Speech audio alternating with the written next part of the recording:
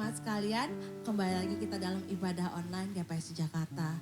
Saya percaya kita semua sama-sama menyisihkan waktu kita berkumpul, bersekutu sama-sama karena kita semua punya kerinduan yang sama, yaitu untuk masuk dalam hadirat Tuhan dan menikmati hadirat Tuhan dan juga tidak lupa mendengarkan firman Tuhan.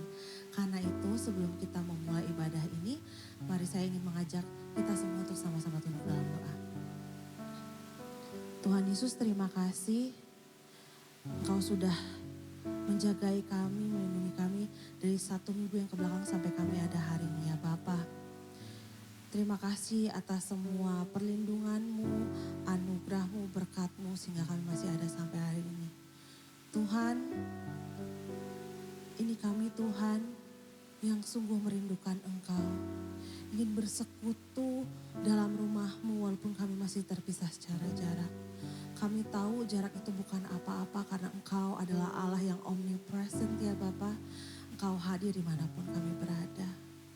Kami minta ya Bapa supaya Roh Kudus pun mengambil alih jam ibadah kami hari ini. Dari awal, pertengahan hingga akhirnya tutup bungkus di dalam nama Tuhan Yesus Kristus. Kami sungguh merindukan jamahan-Mu ya Bapa. Karena itu ya Bapa, ini kami yang siap untuk memuji dan memuliakan Kau saja. Dalam nama Tuhan Yesus Kristus, mari jemaat Tuhan kita sama-sama katakan amin. Saya percaya kita mau sama-sama menyembah Tuhan. Kita mau sama-sama memuji Tuhan. Kita punya kerinduan yang sama untuk selalu dekat kepada Tuhan. Amin. Kita mau melintasi langit biru bagai Raja Wali. Amin. Kita menyanyikan lagu ini sama-sama. Kita menyanyikan bagai Raja Wali. Aku ingin selalu berada di hadirat-Mu. Aku ingin selalu berlindung dalam naungan-Mu.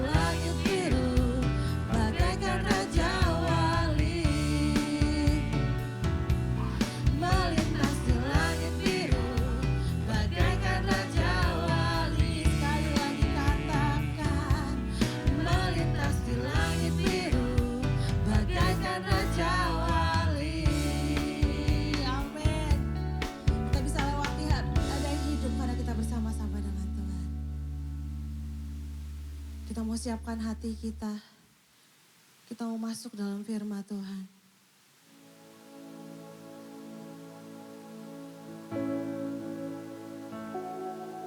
Ini kami Tuhan.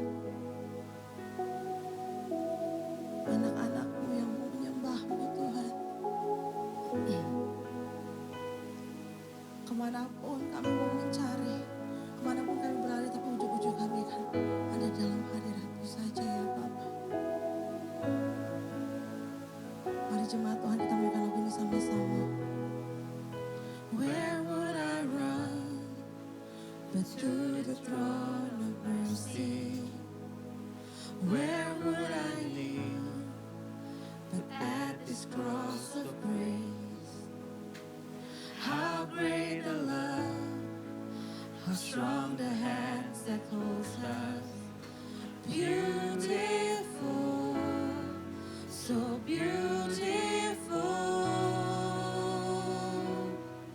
So here I bow to lift you high, Jesus, be glorified in all things. For all my life I am yours, forever yours.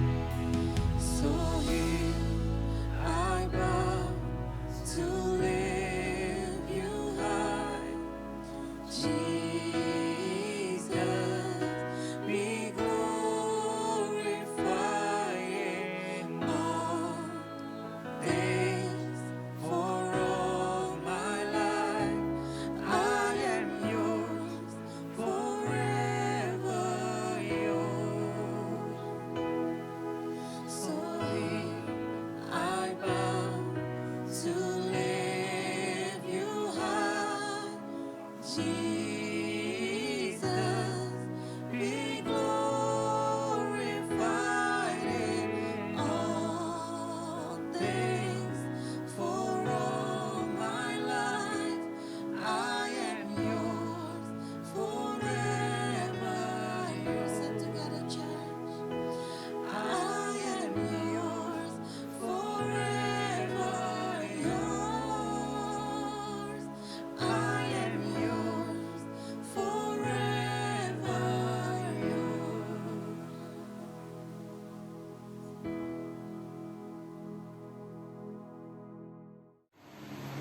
Shalom saudara-saudara yang saya kasihi, di dalam nama Tuhan Yesus Kristus kita bertemu kembali di dalam ibadah online minggu ketiga di bulan Januari.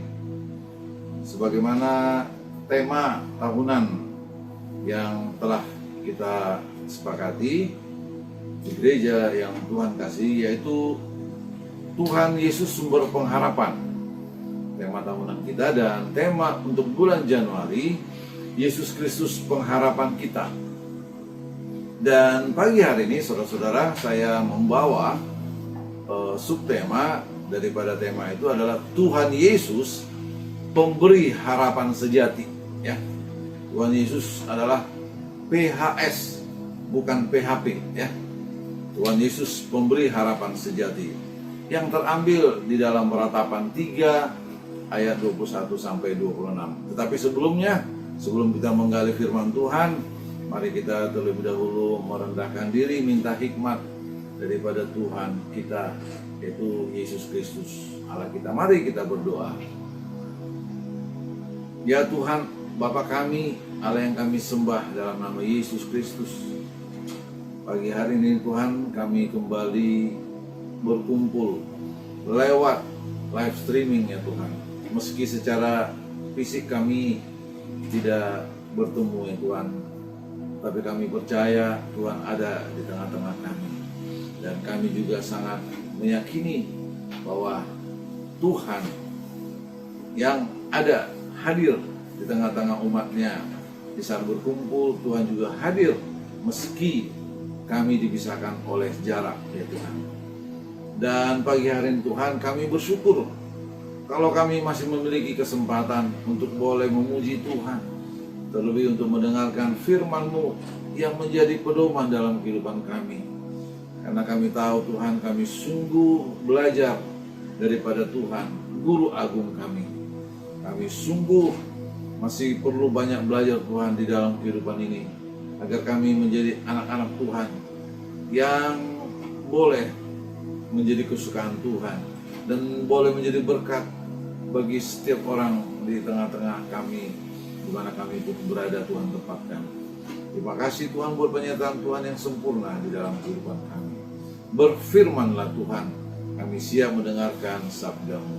Di dalam nama Yesus Kristus kami berdoa. Semua yang percaya katakan amin.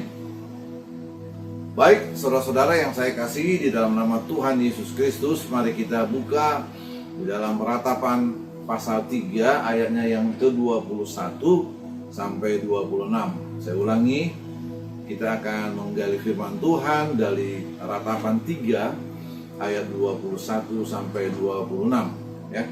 Saya ulang kembali, subtema kita pada pagi hari ini adalah Tuhan Yesus memberi harapan sejati. Demikian nas firman Tuhan. Tetapi hal-hal inilah yang kuperhatikan, oleh sebab itu aku akan berharap.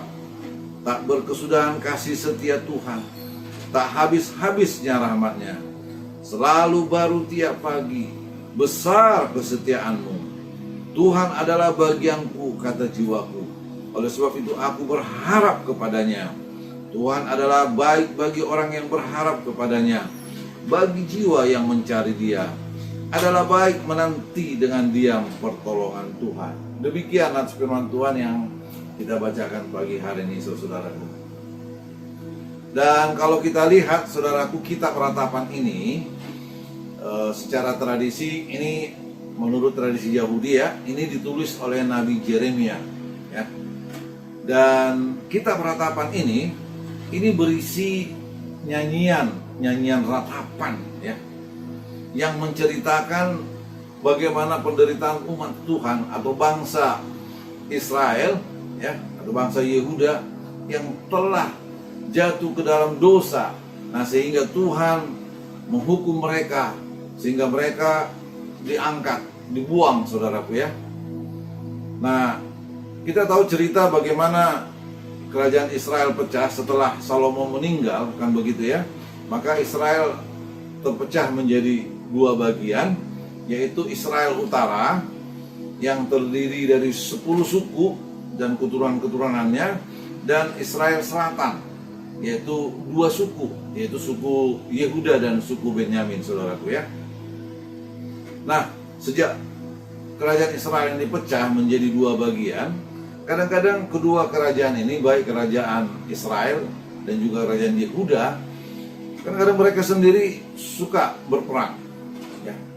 Dan di lain waktu, di waktu yang tertentu, mereka bisa bersatu untuk melawan musuh-musuh mereka, misalnya seperti Mesir dan negara-negara lah yang di samping mereka, saudara.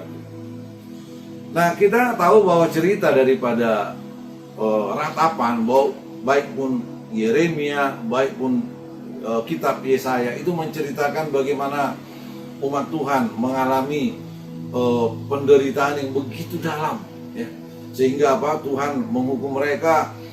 Pertama-tama mereka, kerajaan Israel Utara itu diintervensi oleh kekaisaran Asyur, saudaraku ya. Nah, kalau kita selidiki dari sejarah, Asyur ini adalah bagian utara dari Mesopotamia, ya. Jadi kira-kira tahun 722 sebelum Masehi, kerajaan Israel Utara yang didiami oleh 10 suku dan keturunannya itu dicaplok oleh kekaisaran Asyur, ya.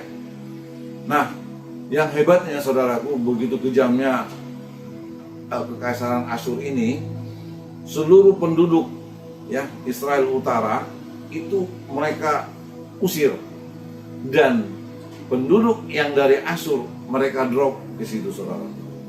Ya, ini sungguh sadis ini ya. Itu sebabnya kita bisa lihat sampai sekarang itu 10 suku itu diaspora, terpencar-pencar, saudara.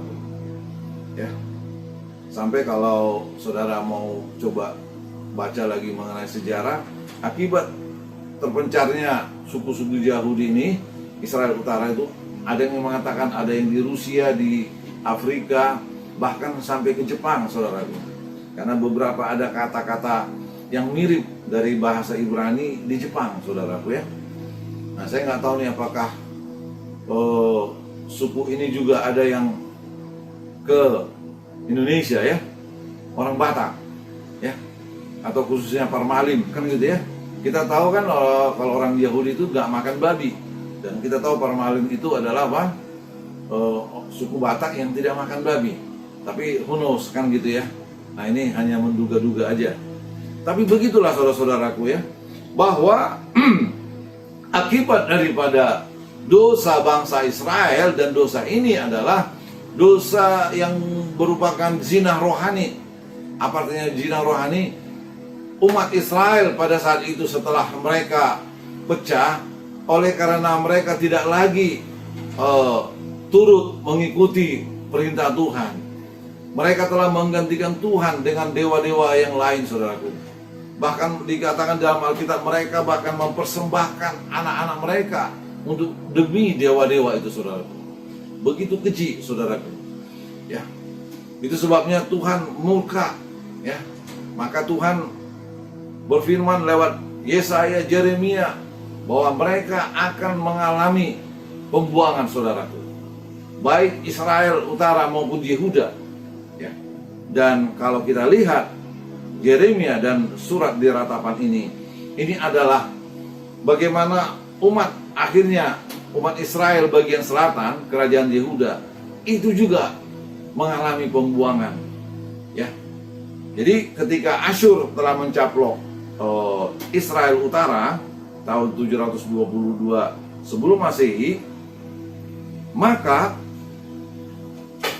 sekitar 140 tahun kemudian, yaitu pada tahun 587 sebelum Masehi, maka Kekaisaran Babilonia itu adalah bagian timur dari Mesopotamia, itu mengambil alih baik Israel di bagian utara maupun Israel selatan, yaitu kerajaan Yehuda, saudara-saudaraku ya.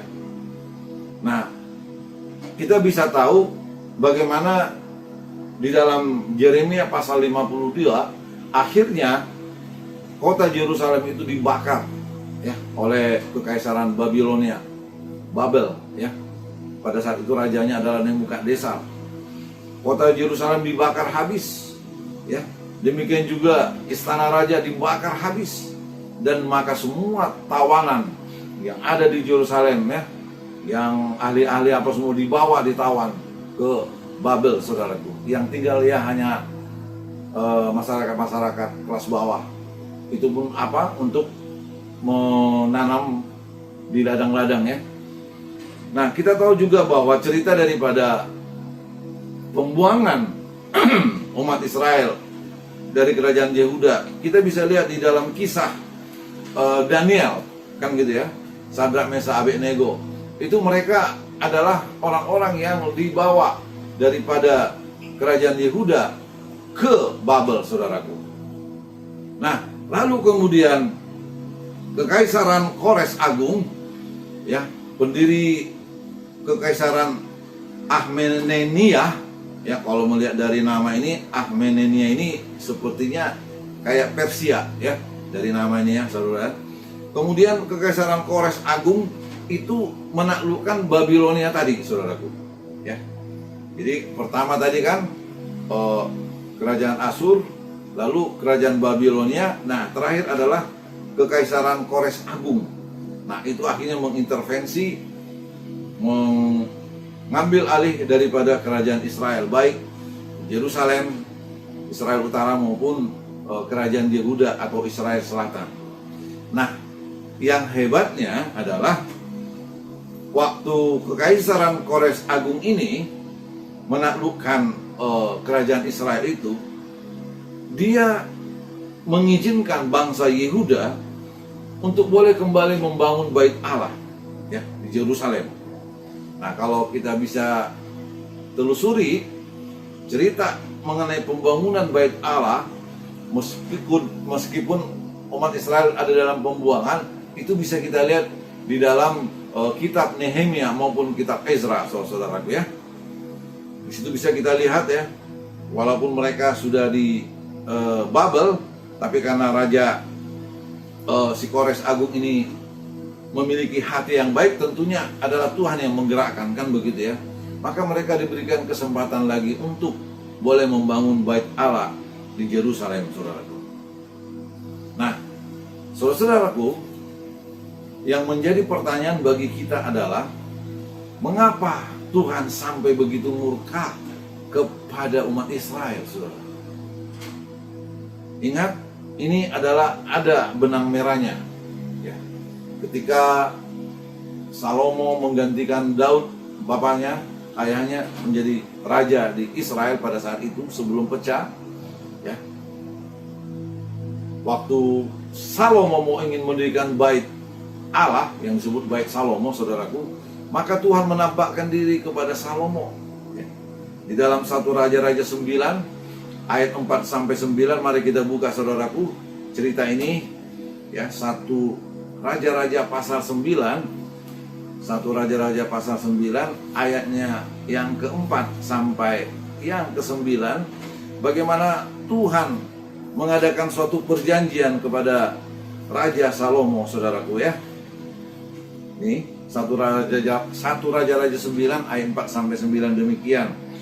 Mengenai engkau, jika engkau hidup di hadapanku sama seperti Daud ayahmu, dengan tulus hati dan dengan benar, dan berbuat sesuai dengan segala yang kuperintahkan kepadamu, dan jika engkau tetap mengikuti segala ketetapan dan peraturanku, maka aku akan meneguhkan tahta kerajaanmu atas Israel untuk selama-lamanya, seperti yang telah kujanjikan kepada Daud ayahmu, dengan berkata, keturunanmu takkan terputus dari tahta kerajaan Israel.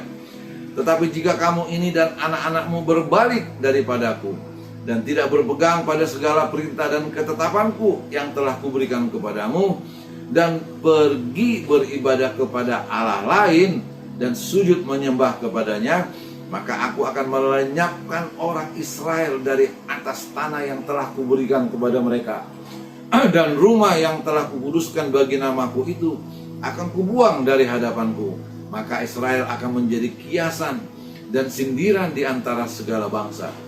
Dan rumah ini, maksudnya bait Allah itu, akan menjadi reruntuhan, sehingga setiap orang yang lewat akan tertegun dan bersuit dan berkata, apakah sebabnya Tuhan berbuat yang demikian kepada negeri ini dan kepada rumah ini? Maksudnya bait Allah itu. Maka orang akan berkata, sebab mereka meninggalkan Tuhan Allah mereka, yang membawa nenek moyang mereka keluar dari tanah Mesir, dan sebab mereka berpegang pada Allah lain dan sujud menyembah kepadanya dan beribadah kepadanya. Itulah sebabnya Tuhan mendatangkan segala malapetaka ini ke atas mereka. Jadi saudaraku, ada konsekuensi, ya, bagaimana perjanjian Allah kepada umat Israel, dan itu sebetulnya jauh dari ribuan tahun sebelumnya. Tuhan juga sudah berjanji kepada umat Israel melalui Nabi Musa di gurun, ya, di padang gurun Nebo. Bagaimana Tuhan membuat suatu perjanjian juga yang mirip, ya, dengan Salomo, saudaraku, ya. Artinya ini pun suatu perjanjian yang diulang oleh Tuhan lagi, ya, kepada Salomo, bahwa jika umat Tuhan, jika berjalan di dalam ketetapan dan peraturan Tuhan, maka Tuhan akan memberkati, mencurahkan berkat-berkatnya kepada umatnya. Itu adalah janji Tuhan. Tetapi sebaliknya juga, jika umatnya itu beralih dari Tuhan dan beribadah kepada Allah lain, yaitu penyembahan berhala, maka Tuhan akan memusnahkan mereka. Dan itulah yang terjadi, saudaraku.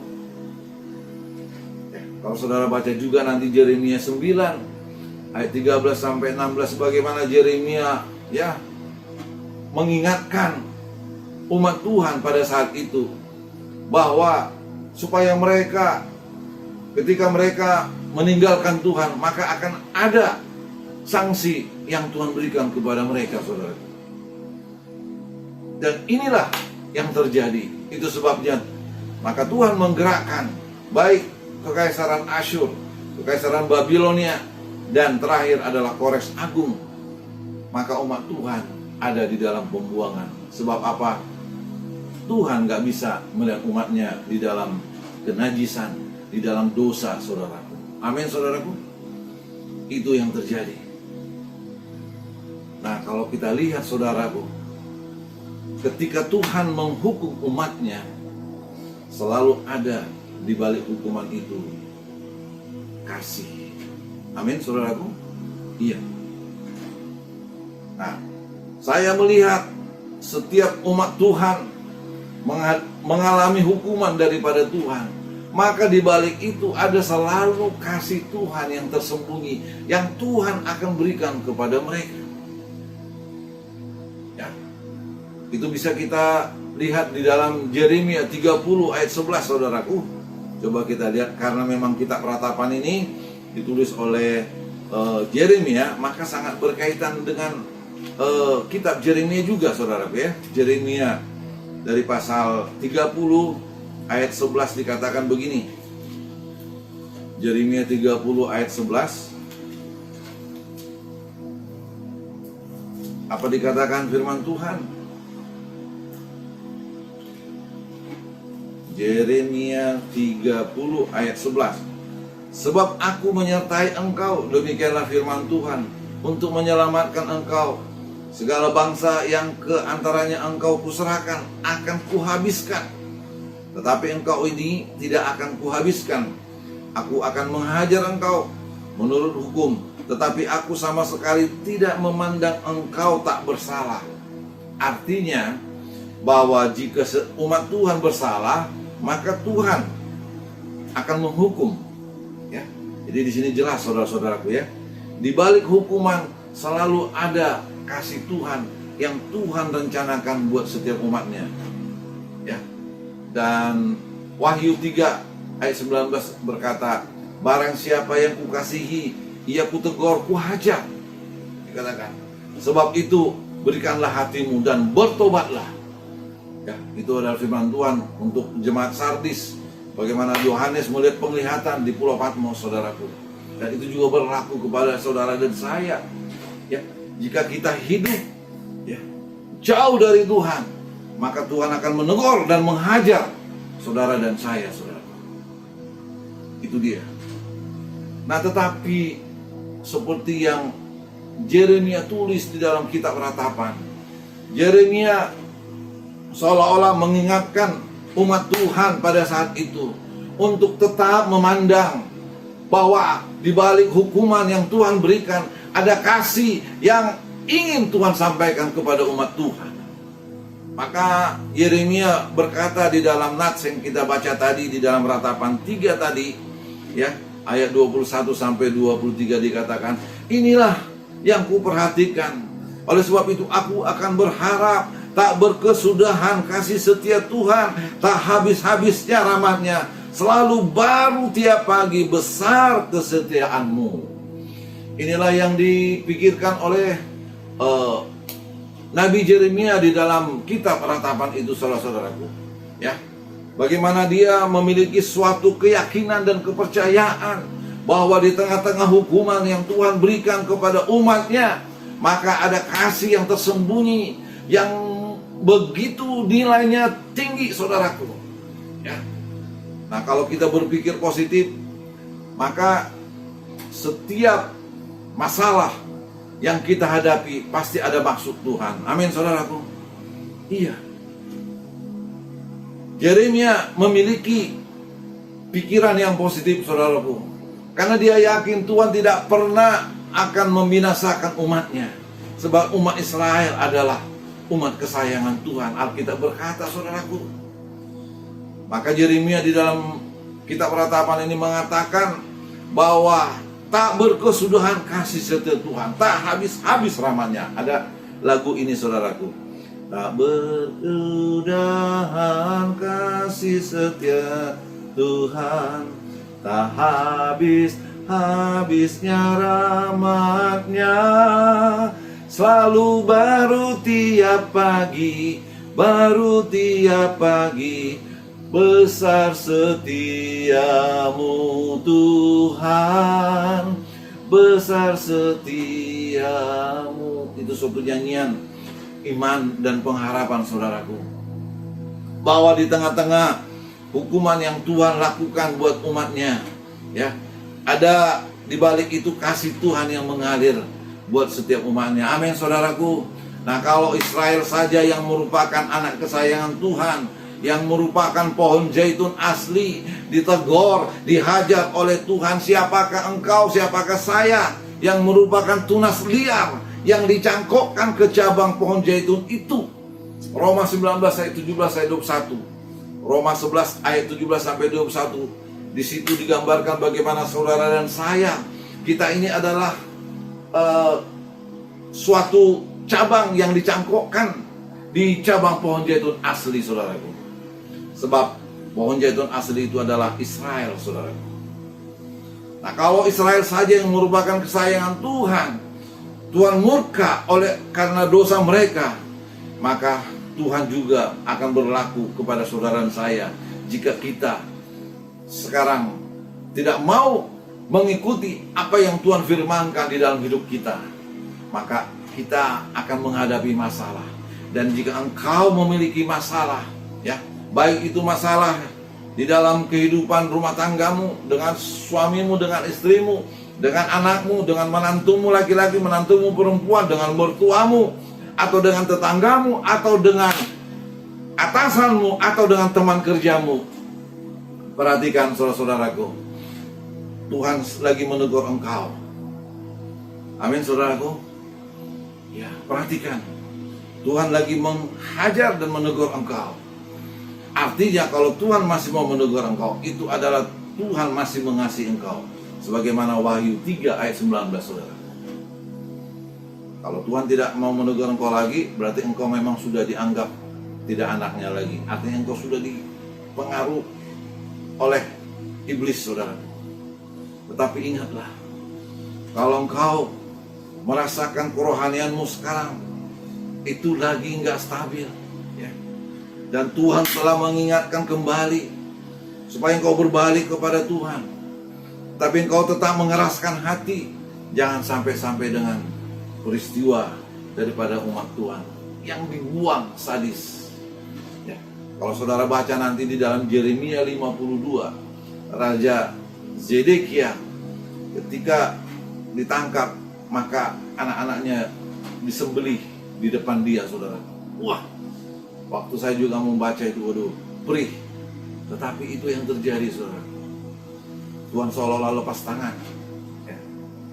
Memang kalau kita lihat cerita ini, karena Zedekia akhirnya memberontak, ya, maka Nebukadnezar menghukum.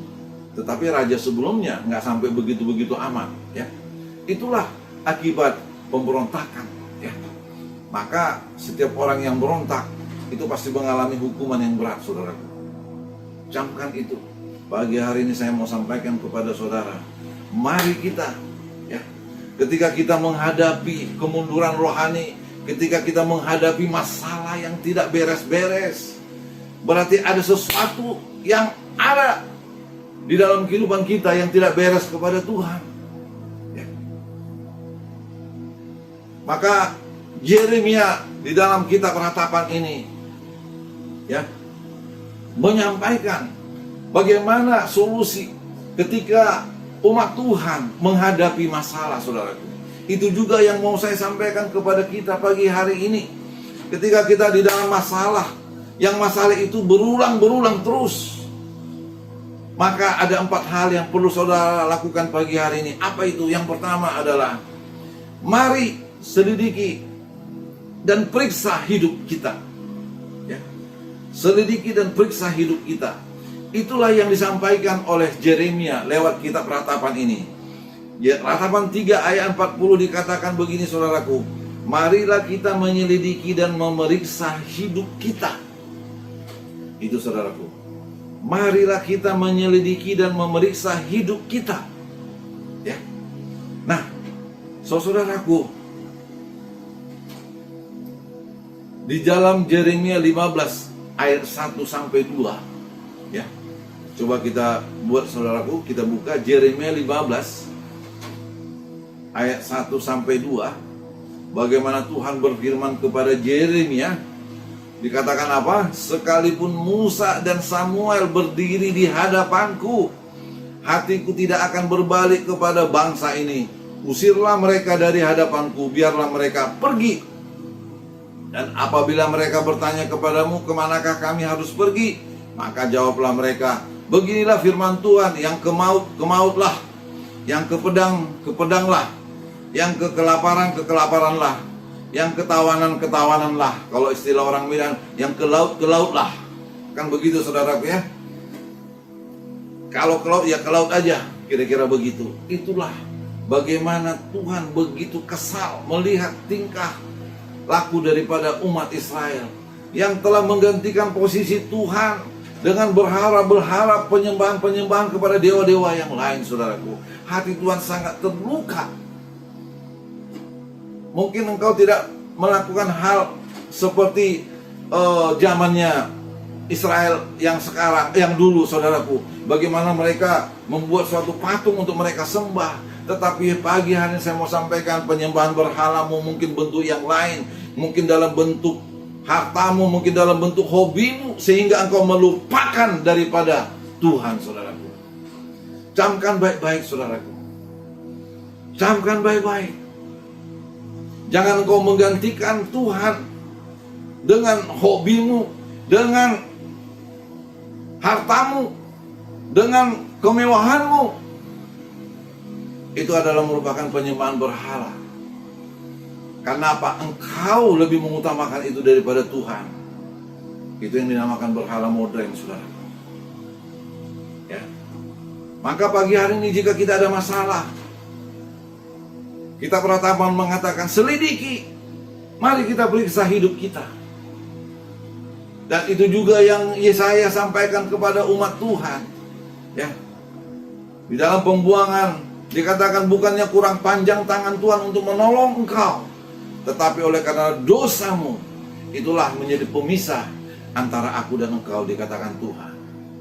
Ada dosa yang ada di dalam kehidupan kita, maka Tuhan tidak bisa intervensi karena Tuhan itu adalah Maha Kudus.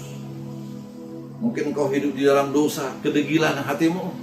Engkau mungkin hidup di dalam dosa perzinahan. Mungkin engkau di dalam dosa melakukan hal-hal yang bisa menghancurkan orang. Pagi hari ini saya mau sampaikan, engkau harus bertobat. Jangan sampai Tuhan menghajar engkau, menegur engkau lebih dahsyat, saudara. Akhir-akhir ini mungkin Tuhan akan melakukan hal-hal yang lebih keras kepada setiap orang. Dan hati-hati, itu adalah cara Tuhan untuk menegur dan menghajar kehidupan saudara. Dan poin yang kedua atau solusi yang kedua, ketika saudara dan saya menghadapi masalah, mari kita berpaling kepada Tuhan. Ya, itu yang dikatakan Yeremia di dalam ratapan tadi, saudaraku.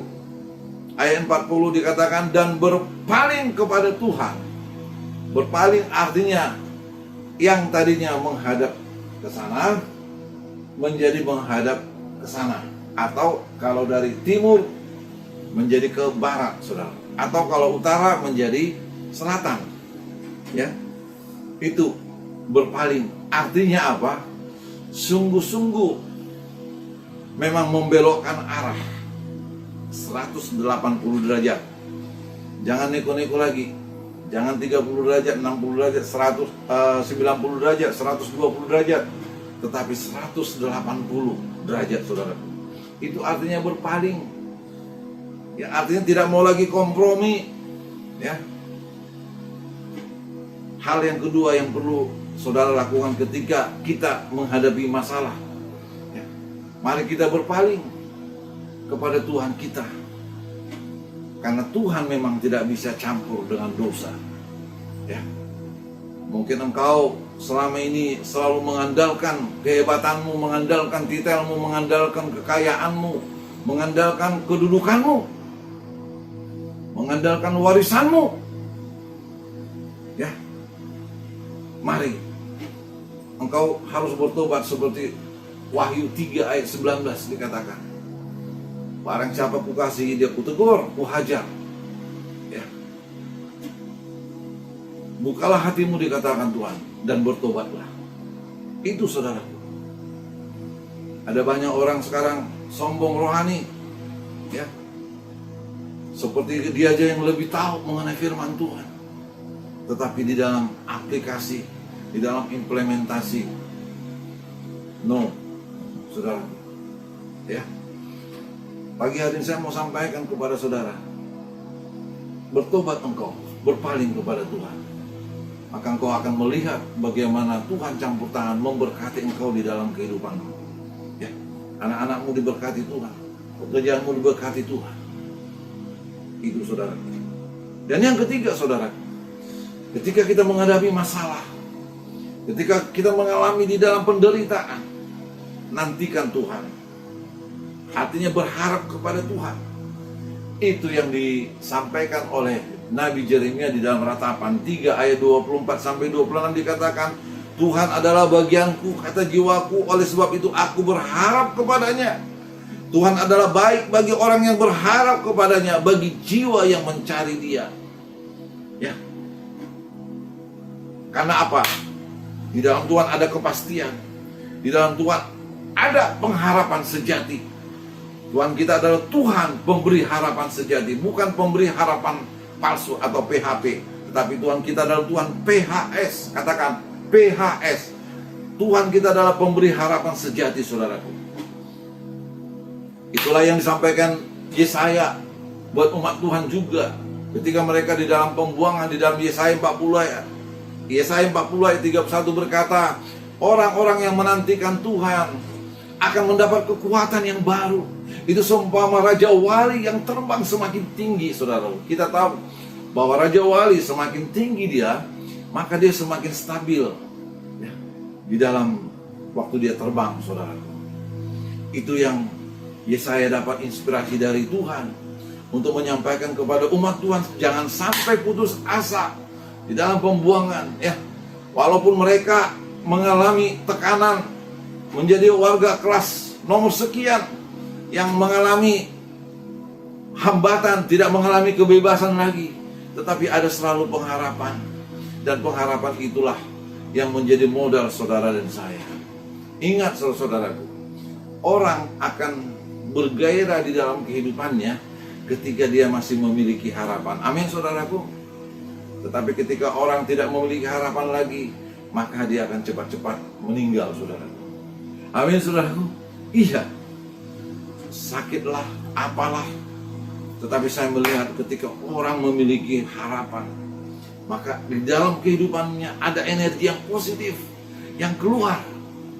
Dan orang bisa lihat, memang dia diurapi oleh Tuhan, memang dia diberkati oleh Tuhan. Itu saudara. Yang keempat, saudara, ketika saudara dan saya menghadapi masalah atau penderitaan, Yeremia berkata, angkat hati dan tangan kita kepada Tuhan. Ya, angkat hati dan tangan kita. Ratapan 3 ayat 41 dikatakan ini, marilah kita mengangkat hati dan tangan kita kepada Allah di surga. Apa artinya saudaraku? Artinya mari kita menyanyikan suatu nyanyian syukur atau praise, ya, kepada Tuhan, saudaraku. Paulus berkata, bersyukurlah senantiasa dan bersukacitalah senantiasa. Apa artinya saudaraku? Di tengah-tengah hambatan, di tengah-tengah masalah yang kita hadapi, jangan lupa kita selalu bernyanyi, bersyukur kepada Tuhan. Oh susah Pak Pendeta, mungkin kau berkata, ya susahlah karena kau memang gak mau, atau karena kau masih tetap degil dengan hatimu. Tetapi ketika engkau menyerahkan kepada Tuhan, duduk diam di kaki Tuhan dan menangis masuk dalam hadiratnya, saya percaya engkau akan bisa menyanyi dengan suatu nyanyian. Walaupun nyanyian itu lagu lama, tetapi karena engkau ada di dalam hadirat Tuhan, itu menjadi baru di dalam kehidupanmu. Amin. Itu yang namanya nyanyian baru, ya. Karena apa? Hati ini yang baru, saudaraku. Walau itu nyanyian lama, tetapi karena hati kita sudah baru, hati kita sudah mengalami restorasi, maka nyanyian itu jadi enak, saudaraku. Dan di akhir khotbah saya ini, saudaraku, ya, saya mau ingin dan saya mendapatkan inspirasi, saudaraku, ya, bahwa sebuah lagu yang berkata I Will Sing yang dinyanyikan oleh Don Moon, ya, kita tahu Don Moon ini banyak memberkati orang-orang lewat lagu pujian ciptaannya, dan dia juga memang pintar bermain musik, bermain piano, ya, bermain violin dan segala macam, saudaraku. Di suatu pagi, ya, ketika saya bangun dan istri saya lagi memasak dan memasang di dalam handphonenya lagu itu, saudaraku, waktu saya membaca firman Tuhan ini, wah, saya langsung connect, saudaraku. Wah, ini lagu enak, ya. Judulnya I Will Sing, saudaraku. Nah, di sini nanti ditampilkan lagu itu dan terjemahannya, saudaraku.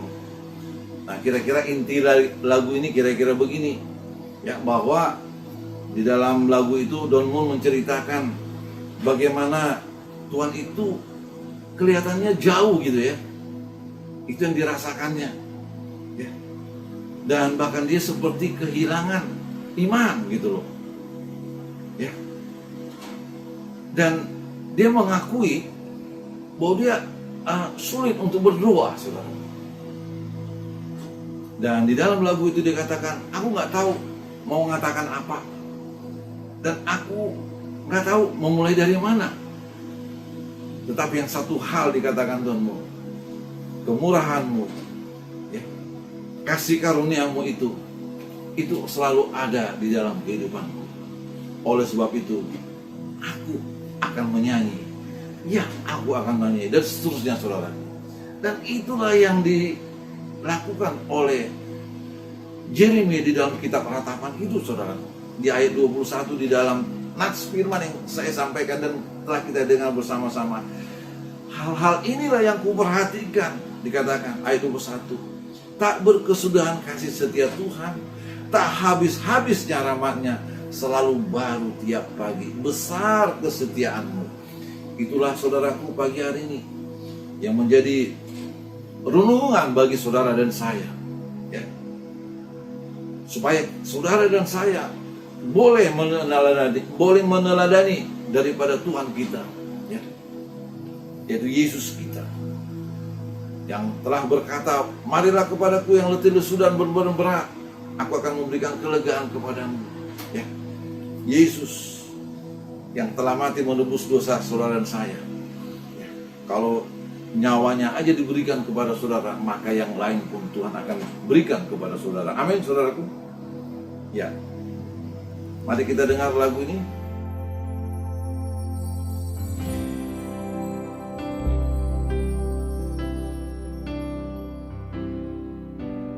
Lord, you seem so far away, 1,000,000 miles or more it feels today.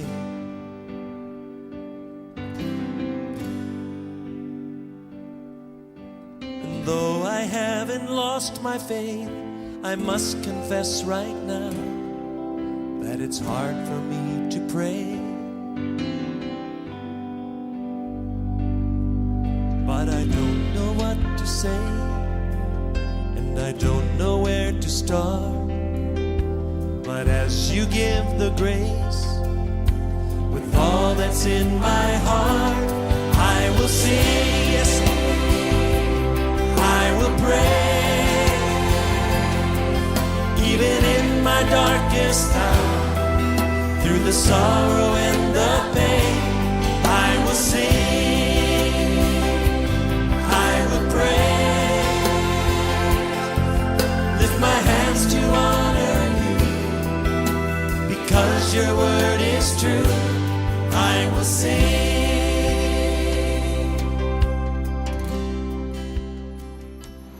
Nah, baik saudaraku, kita sudah mendengarkan lagu itu, ya. Baik, demikian firman yang saya sampaikan pagi hari ini. Kiranya Tuhan memberkati saudara dan saya. Sola Gratia. Mari kita berdoa. Terima kasih Tuhan pagi hari ini buat firman yang telah kami dengar, bahwa Tuhan Yesuslah pemberi harapan sejati. Karena kami tahu ketika kami mengandalkan orang lain, sering sekali pengharapan yang palsu yang kami dapatkan, ya Tuhan. Tetapi kami pagi hari ini diajar Tuhan, bahwa hanya di dalam Tuhan ada harapan yang sejati. Dan itulah yang kami boleh pelajari pagi hari ini. Bagaimana Yeremia di dalam nyanyian-nyanyian penderitaan yang disampaikan di dalam kitab Ratapan, ya Tuhan. Meski umat Tuhan mengalami penderitaan, mengalami masalah berat, sampai mereka dibuang dari kerajaan Israel, tetapi Yeremia memberikan suatu harapan, menganjurkan kepada umatnya, bahwa ingatlah bahwa Tuhan, kasih Tuhan tak berkesudahan, selalu baru tiap pagi, diberikan kepada orang-orang yang berpengharapan kepada Dia. Dan sungguh Tuhan, kami berterima kasih Tuhan, Engkaulah harapan kami itu, ya Tuhan. Ketika Engkau datang ke dunia ini untuk memberikan kami pengharapan, ya Tuhan. Engkau telah menunjukkan surga itu, dan Engkaulah Allah itu, ya Tuhan, sehingga kami lebih mudah untuk boleh melihat Tuhan.